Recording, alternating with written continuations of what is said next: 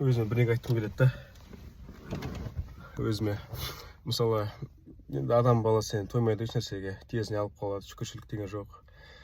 Мысалы мен өзім айтам, ақша жетпейді 200-250 мың теңге.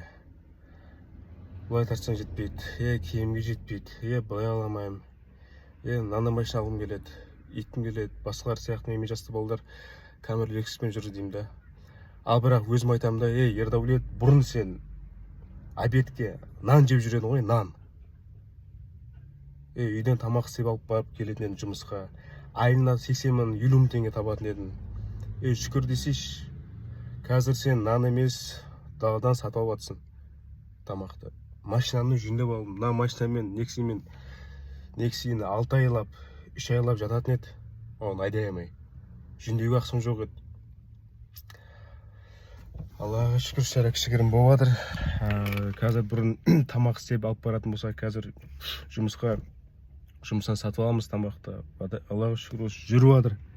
Осы машина жүріп тұр. Шүкіршілік деген жоқ қой. Шүкір етсем берем дейді. Бисмилля.